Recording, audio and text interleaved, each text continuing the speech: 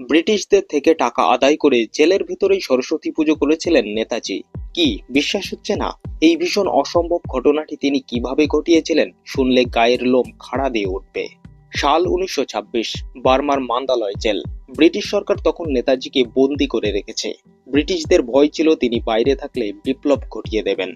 সামনেই ছিল সরস্বতী পুজোর দিন। নেতাজি জেলের বাজেটেই সরস্বতী পুজো করবার জন্য টাকা চাইলেন, কিন্তু তাকে অপমান করে মুখের উপর জেলার জানিয়ে দিলেন, তোমাদের ওই মাটির মূর্তি পুজো করবার জন্য সরকারি টাকা খরচ করা যাবে না। ধর্মের উপর এই আঘাত বাঘের মতো রুখে দিলেন সুভাষ। তিনি সরাসরি জানিয়ে দিলেন, ধর্ম পালন আমাদের জন্মগত অধিকার। টাকা যদি না দাও তবে খাবারের একটা দানাও মুখে তুলব না। শুরু হলো আমরণ অনশন। নেতাজির দেখা দেখি জেলের বাকিরাও সবাই অনশন শুরু করলো। সমস্ত জেল জুড়ে তৈরি হলো একটা অব্যবস্থাকর পরিস্থিতি। ব্রিটিশরা ভয়ে কাঁপতে লাগলো। নেতাজির কিছু হলে সমগ্র ভারত জ্বলে উঠবে।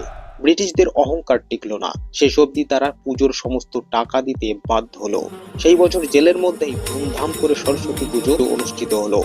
যিনি দেশের জন্য এবং ধর্মের জন্য ব্রিটিশদের কাছে মাথা নত করেননি, তার জন্য কমেন্টে একবার লিখুন, জয় হিন্দ।